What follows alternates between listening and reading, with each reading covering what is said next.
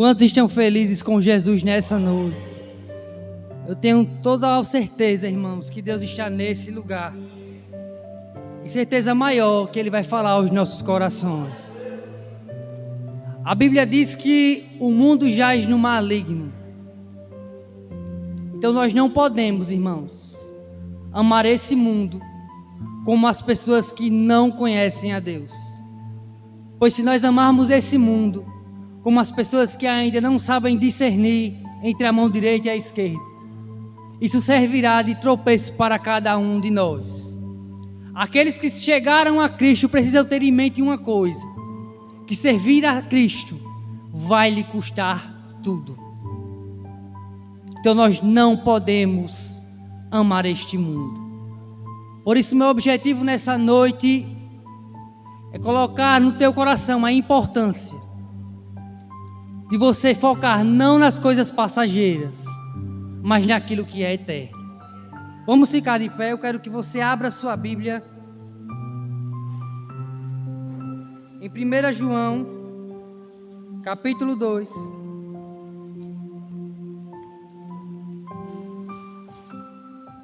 Do 15 até o 17. Uma passagem muito conhecida, mas eu acredito e creio que a Bíblia e a palavra de Deus, ela se renova. Não ameis o mundo, nem o que no mundo há. Se alguém ama o mundo, o amor do Pai não está nele. Porque tudo o que há no mundo, a concupiscência da carne, a concupiscência dos olhos e a soberba da vida não é do Pai, mas do mundo. E o mundo passa, e a sua concupiscência, mas aquele que faz a vontade de Deus permanece para sempre. Quero usar como tema nessa noite o amor ao mundo. Vamos orar em nome de Jesus. Senhor, nessa noite eu me coloco diante da tua presença, Pai, e eu te peço em nome de Jesus, fala, Senhor, com o teu povo. Tu sabes, Senhor, a necessidade da sua igreja. Eu te peço em nome de Jesus, que nesse momento eu desapareça e que apenas a tua voz cresça neste lugar. Sonda mentes e corações, esquadrinha, Senhor, o nosso mais íntimo e fala-nos com poder, fala-nos com autoridade. É isso que eu te peço nessa noite, crendo que o Senhor está nesse lugar e vai falar com a sua igreja. Amém. Podem sentar, irmãos. Glória a Deus. Igreja, quando a gente começa a ler esses versículos, a primeira impressão que dá, olhando para esse texto, é que a Bíblia está se contradizendo. Porque se você olhar no mesmo livro, em 1 João no capítulo 4, no versículo 7, João escreve assim: amados, amemos uns aos outros, pois o amor procede de Deus. Aquele que ama é nascido de Deus e conhece a Deus. Quem não ama não conhece a Deus, porque Deus é amor. No capítulo que a gente iniciou a leitura, Deus está dizendo: não amem este mundo. No capítulo 4, João está dizendo: amem uns aos outros, porque Deus é amor, e quem não ama não é de Deus. Pode parecer, irmãos, uma contradição, mas eu quero te dizer nessa noite, a Bíblia não se contradiz. Tudo que ela faz e tudo que ela fala é perfeito, é agradável. Isso porque, irmãos, existem 3 perspectivas de mundo nas Sagradas Escrituras. E a primeira perspectiva é o mundo como criação. Se você dá uma olhadinha no livro de Gênesis, você vai ver que no princípio Deus criou todas as coisas. Deus criou os céus, Deus criou a terra. A terra era sem forma e vazia. E o Espírito de Deus já pairava, irmãos. Deus fez as estrelas, Deus fez, irmãos, o sol, a lua.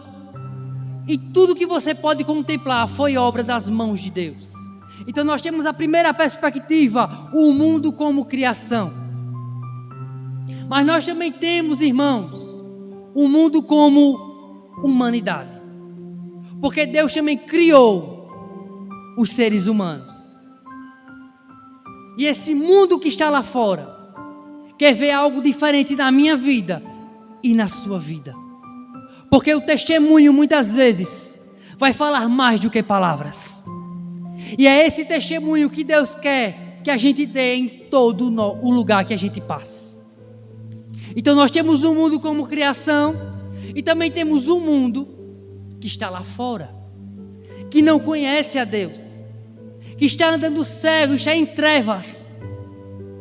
E é esse mundo que João está falando no capítulo 4, versículo 7. Amados, amem uns aos outros, porque Deus é amor.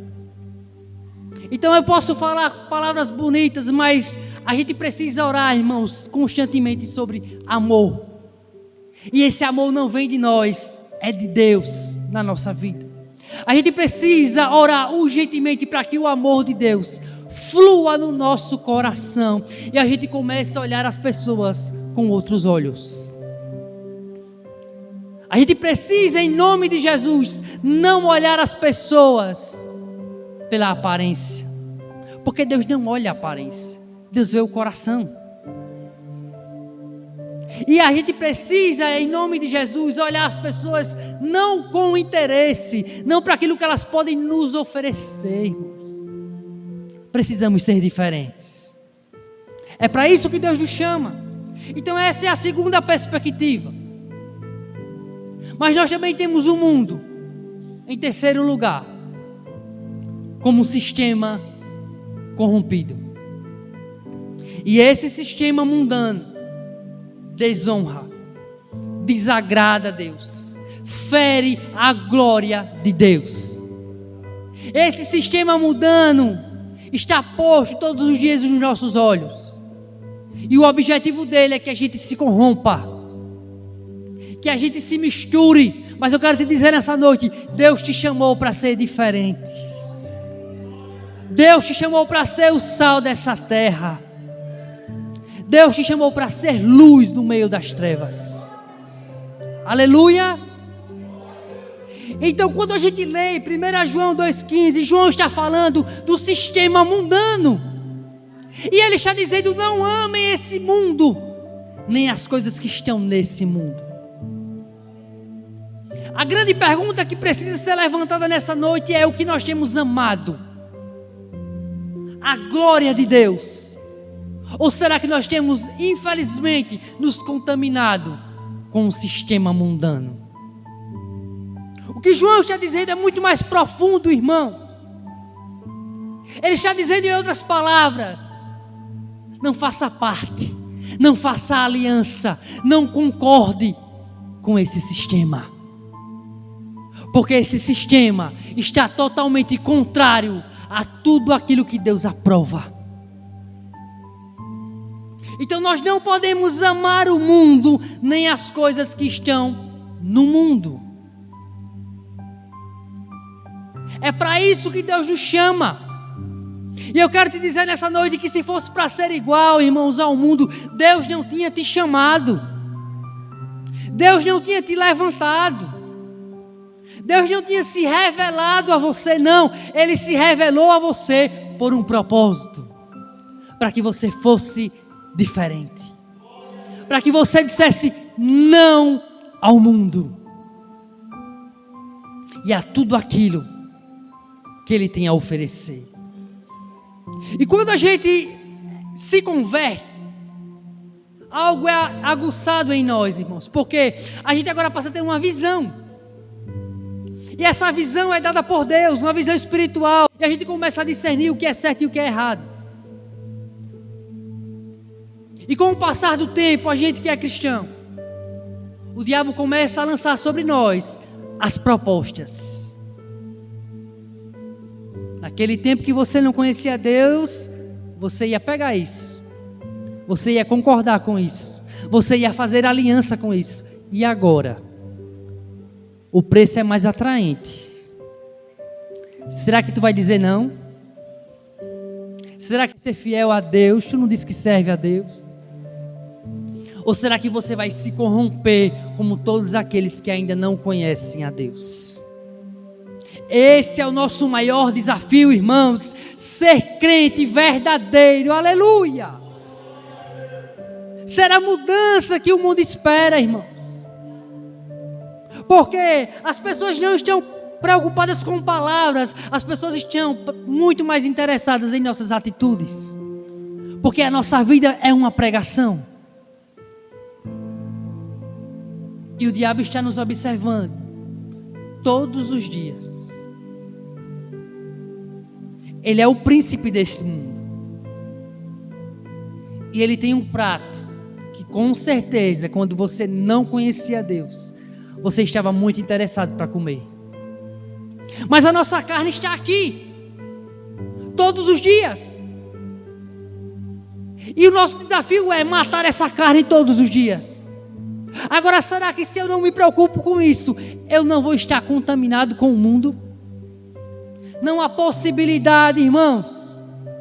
Se você não se preocupa em mortificar a sua carne, com certeza você está entregue ao sistema mundano. Ainda que você não perceba. Quando a gente começa a se consagrar, quando a gente começa a se despir do velho homem, a nossa visão passa a ser tão clara, tão evidente. E a gente tem duas opções: ou servir a Deus, ou ceder às pressões de Satanás. Mas João está dizendo: não amem o mundo. Vocês estão no mundo, mas não são desse mundo. Aleluia! Entenda nessa noite, você é morador do céu. Aleluia! Deus preparou um lugar incorruptível, onde o olho não viu, o ouvido não ouviu, não desceu ao coração do homem. Irmãos, o que Ele prometeu para mim e para você não é passageiro, não é efêmero, é eterno. Aleluia! Então não troque esse dom, esse presente tão precioso, por as migalhas de Satanás. Não amem o mundo, nem as coisas que estão no mundo. Irmãos, se você ama este mundo, não há como o amor de Deus estar sobre a sua vida. E eu estou falando do sistema mundano, porque isso vai de encontro àquilo que Deus acredita. Isso vai de encontro àquilo que Deus defende. Então não há possibilidade: ou você ama a Deus, ou você ama este mundo. Ou você serve a Deus, ou você serve Satanás, o diabo, a antiga serpente. Na obra de Deus e nas coisas de Deus não há meio termo, irmãos. Amar o mundo com certeza se tornará pecaminoso para as nossas vidas. E de qual forma, irmãos, eu posso estar amando esse mundo? Todas as vezes que eu aplaudo aquilo que o mundo está defendendo, que vai de encontro à palavra de Deus. Nós somos conscientes e sabemos que Deus criou o homem e a mulher com um propósito, irmãos: a multiplicação.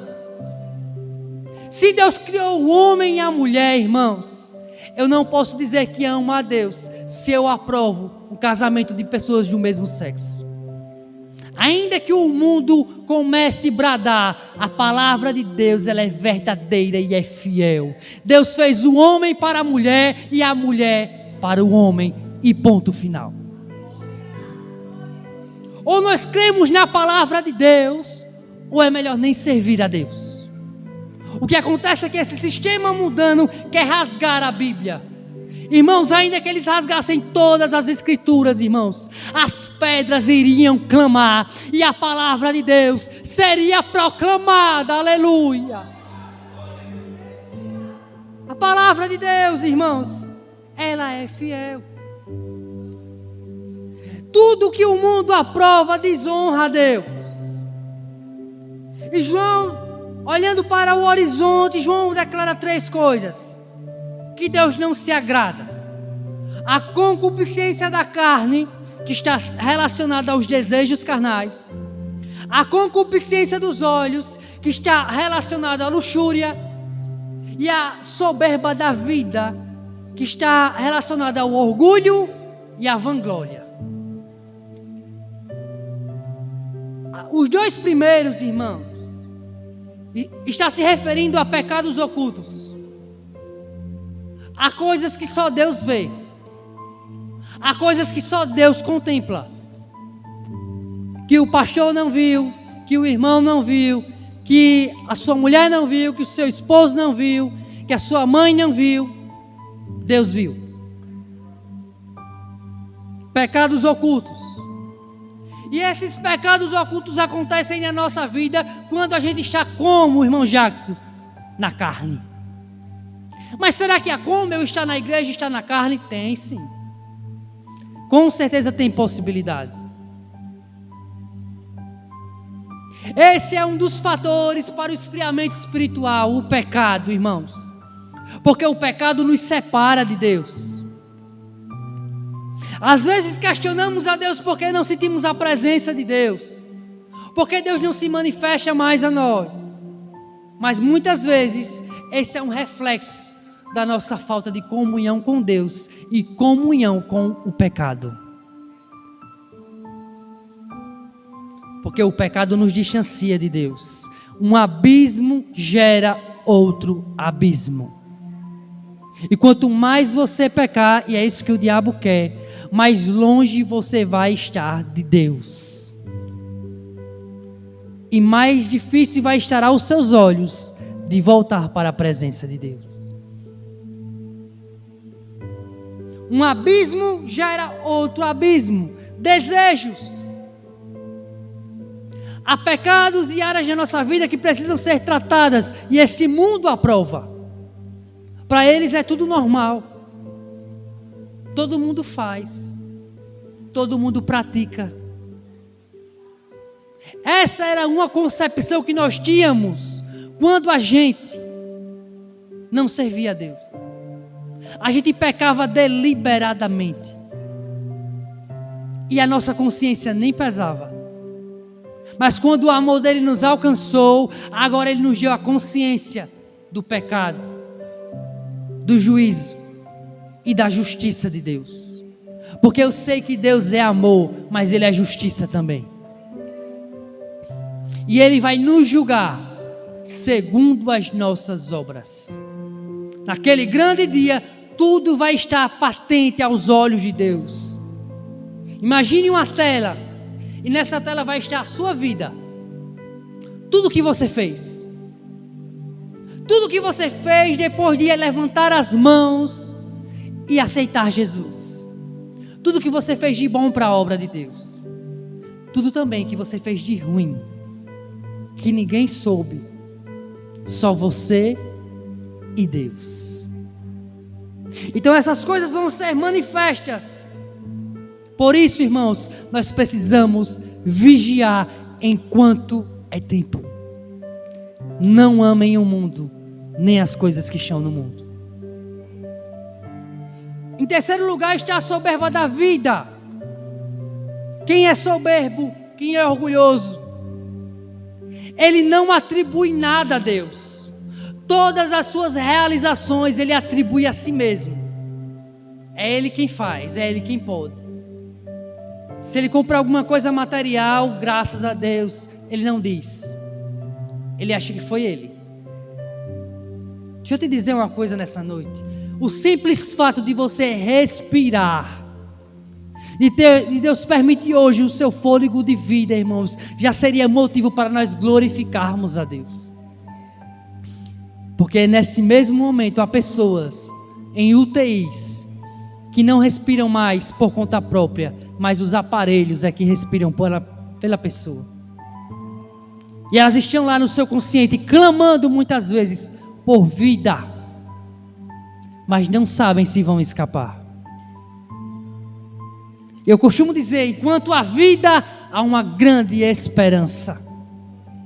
Porque a palavra diz que ainda que nossos pecados sejam vermelhos como a escarlata, se nós se arrependermos, se nós se voltarmos a Deus, se nós se humilharmos na potente mão de Deus, eles se tornarão brancos como a neve. Deus limpa as nossas vestes, Deus purifica o nosso coração, Deus nos levanta para a sua glória, a partir do momento que a gente está disposto verdadeiramente a se arrepender e a mudar de vida. A mudança precisa partir de nós, porque o que Deus tinha para fazer, Ele já fez. Muitas vezes, irmãos, a gente fica esperando que um tempo aos nossos olhos bom aconteça, para que a gente, não, agora eu vou servir a Deus verdadeiramente. Irmãos, Deus quer provar a sua fé, e muitas vezes vai ser no momento da tempestade, que Ele quer uma posição sua, porque é no meio da tempestade que Ele acalma a tempestade, é no meio da tempestade que Ele te levanta, e nesse momento você vai ter um testemunho para contar. Não há como ser cristão sem ter as marcas, porque Jesus disse, no mundo vocês terão aflições, mas tenham ânimo, porque assim como Ele venceu, nós venceremos, não pela nossa capacidade, mas porque Cristo está conosco, glória a Deus. Ele está conosco, irmãos. Não podemos colocar o nosso coração nas coisas terrenas, nas coisas efêmeras. Isso vai passar, a traça e a ferrugem vão corroer. Então não ame essas coisas, não coloque o seu coração inteiramente nessas coisas. Tenha o seu espaço para Deus, irmãos. Sabe qual é o nosso grande defeito? A gente foca muito em algo e esquece de tudo, parece. Uma coisa que você não pode nunca esquecer é de Deus, irmão. Porque no momento mais difícil da sua vida, Ele vai estar lá no mesmo lugar. Jesus não sai do canto. Nós aqui muitas vezes, por sermos desobedientes, saímos da sua presença. Mas a Bíblia diz que na presença de Deus há alegria, a abundância de alegria, a vida e não morte. E porque muitas vezes nós estamos se sentindo tão mortos, tão tristes, porque falta a presença de Deus, porque falta a graça de Deus na nossa vida. E Deus está dizendo, meu filho, se posicione, se volte ao primeiro amor, volte às primeiras obras. Eu estou no mesmo lugar, eu não mudei, eu sou imutável. E o mundo tem nos cegado muitas vezes. E as coisas desse mundo muitas vezes têm sufocado a nossa fé. E a gente só lembra de Jesus no aperto. Quando o céu está de bronze. Quando as portas se fecham. Mas Jesus precisa, essencialmente, irmãos, estar 24 horas no nosso coração. Eu sou consciente, irmãos, que nós temos uma vida corrida. É trabalho, é família. São muitos afazeres, mas entenda nessa noite, você pode se conectar com Deus onde quer que você esteja, irmão. Os verdadeiros adoradores adorarão Cristo em espírito e em verdade. Então aonde você está, não importa, fale com Deus, Ele está te ouvindo. Quando a gente começa a negligenciar esse relacionamento com a vida que é Jesus, tudo que é ruim, tudo que não presta, começa a se manifestar na nossa vida. E quando a gente começa a perceber e olhar para dentro de si, a gente começa a refletir, meu Deus, como eu vim parar aqui? Como eu cheguei nesse estado? Mas não foi de repente, irmãos. Negligências, negligências e negligências. Isso tudo gera um acúmulo e nos distancia de Deus. Mas a partir do momento que você cria um relacionamento com Cristo todos os dias, isso vira uma rotina na sua vida. Agora você começa a ter alegria. Agora você começa a enxergar propósito. Agora você começa a ver direção na sua vida. Por quê? Porque Deus está contigo. E o Espírito Santo começa agora a mover você. O vazio que está na sua alma é do tamanho de Deus. Só Deus pode preencher. Nem adianta, enquanto você ficar tentando preencher com coisas, você vai continuar cada vez mais vazio. Eu quero isso, eu quero comprar aquilo, eu quero ter isso, eu quero ter aquilo, eu quero ter. E Deus vai ficando longe, longe, longe. E você cada vez mais vazio. Mas a partir do momento que eu entendo que eu não preciso dessas coisas, que eu preciso dEle, eu começo a preencher esse vazio com Ele. E esse vazio vai começar a sendo preenchido. E eu vou começando a transbordar da presença de Deus. E eu vou começando a transbordar da graça de Deus. E agora todas as minhas necessidades, Deus começa a suprir na minha vida. Porque Ele sabe daquilo que você precisa. E você precisa da graça dEle na sua vida. Oh, aleluia, glória a Deus. Igreja, Deus está nesse lugar. Abra o seu coração para Deus. Se conecte com o trono da graça. Porque Jesus passeia sobre a sua igreja. Ele conhece a sua igreja. E Ele tem um diagnóstico para a sua igreja. Mas Ele também tem um remédio para ela.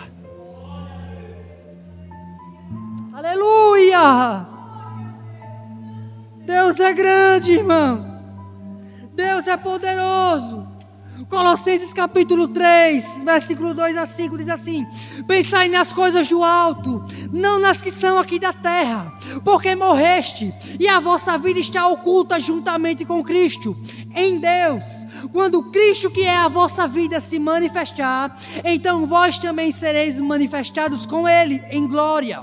Fazei morrer a nossa natureza terrena, prostituição, impureza, paixão, lascívia, desejo maligno e avareza, que é a idolatria.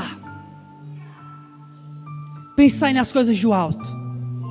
Pensai nos objetivos do alto e não nas coisas terrenas. A nossa vida está escondida com Cristo, irmãos. O nosso velho homem morreu e foi sepultado juntamente com Cristo na cruz. Mas quando Ele ressuscitou agora, Ele também nos deu direito a uma nova vida, com um novo entendimento. Nós somos uma nova criatura em Cristo Jesus. Em Cristo nós somos mais que vencedores, glória a Deus. Mas quando eu paro de olhar para Jesus, irmãos, eu começo a praticar a idolatria. E eu começo a adorar não a criatura, ou não o Criador. Eu passo a adorar agora a criatura. Eu paro de adorar as coisas de Deus e começo a adorar as coisas criadas por mãos humanas. Que tem boca, mas não fala. Que tem olhos, mas não vê. Que tem ouvidos, mas não escuta. Que tem pés, mas não caminham. E Paulo chega a dizer que tudo isso que há nos ídolos são demônios. Tudo que você colocar acima de Deus é idolatria, irmãos. Eu quero te dizer nessa noite: Deus não divide a sua glória com ninguém. Ele tem que ser a prioridade na nossa vida. E como, irmão Jackson, Ele pode ser a prioridade na minha vida? Não amando o mundo, nem as coisas que estão nesse mundo. Quando eu renuncio a tudo isso que o diabo aprova, agora eu passo a fazer a vontade de Deus. E essa vontade de Deus começa a ser clara na minha visão. Eu começo a ter direção e propósito na minha vida. Mas enquanto eu estiver ainda flertando com o mundo, eu nunca vou viver aquilo que Deus preparou para mim. Deus, irmãos, Ele tem alegria em operar na nossa vida. As promessas de Deus estão de pé, elas não estão enterradas. Se estão enterradas é porque a gente enterrou. Mas a palavra de Deus não volta vazia. Quando Deus nos chama, Ele nos chama sem arrependimento. Então Ele tem um chamado para a tua vida. Só que esse chamado, por ser grande, vai exigir de você renúncia. Renunciar o mundo e as coisas desse mundo. Amém, igreja? Só há uma maneira de renunciar: me alimentando com a palavra de Deus e com o Deus da palavra. Caso contrário, eu sempre vou estar no mesmo lugar, rodeado de pessoas, mas se sentindo só e vazio. Deus tem propósito para a sua vida. Deus tem destino para a sua vida. Então, diga não aos pratos de Satanás. Esse mundo vai perecer. Tudo vai se acabar. Mas aqueles que permanecerem fiéis a Cristo até o final, permanecerão eternamente. Porque o que Deus preparou para a gente, irmãos, não é passageiro. É para a eternidade. Amém, igreja? Não ame o mundo. Não faça aquilo que o mundo faz. Seja diferente, fale diferente, se comporte diferente. E não compactue com as coisas que o mundo quer que você compactue. Deus te chamou como coluna. Deus te chamou com um objetivo. E com certeza não foi ficar apenas sentado em uma cadeira. Pense nisso. Amém, igreja? E eu agradeço a oportunidade em nome de Jesus.